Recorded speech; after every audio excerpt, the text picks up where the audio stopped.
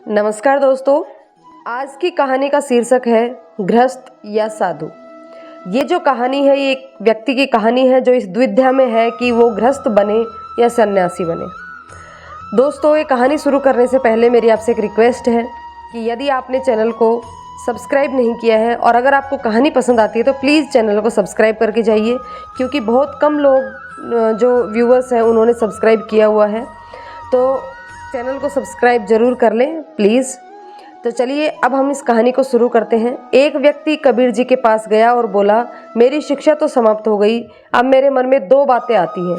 एक यह है कि विवाह करके गृहस्थ जीवन यापन करूं या संन्यास धारण करूं। इन दोनों में से मेरे लिए क्या अच्छा रहेगा, यह बताइए। कबीर जी ने कहा, दोनों ही बातें अच्छी हैं। जो भी करना हो वह सोच समझ कर करो और जो भी करते हो वह उच्च कोटि का होना चाहिए। व्यक्ति ने पूछा, उच्च कोटि का कैसे? कबीर जी ने कहा कि किसी दिन प्रत्यक्ष दिखाकर बताएंगे। वह व्यक्ति रोज उत्तर की प्रतीक्षा में कबीर जी के पास आने लगा। एक दिन कबीर जी दिन के 12 बजे सूत बुन रहे थे।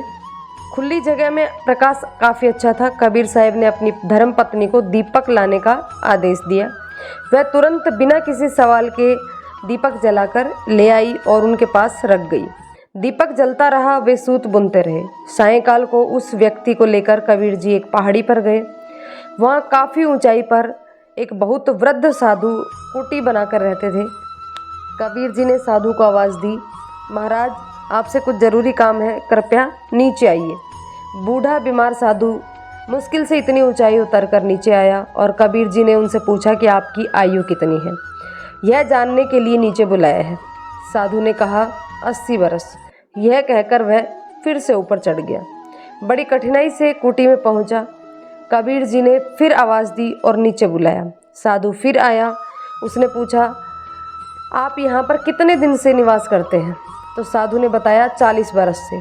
फिर जब वह कुटी में पहुँचे तो तीसरी बार फिर उन्हें इसी प्रकार बुलाया और पूछा, आपके सब दांत उखड़ गए या नहीं? उसने उत्तर दिया, आधे उखड़ गए। तीसरी बार उत्तर देकर वह ऊपर जाने लगा। तब इतने चढ़ने उतरने से साधु की सांस फूलने लगी, पाँव कांपने लगे। वह बहुत अधिक थक गया था, फिर भी उसे क्रोध तनिक भी न था। अब कबीर जी अपने साथी समेत घर लौटे तो साथी ने अपने प्रश्न का उत्तर पूछा। उन्होंने कहा कि तुम्हारे प्रश्न का उत्तर है कि यदि तुम्हें गृहस्थ बनना हो तो ऐसे जीवन साथी का चयन करना चाहिए जो हम पर पूरा भरोसा रखे और हमारा कहना सहजता से मान ले।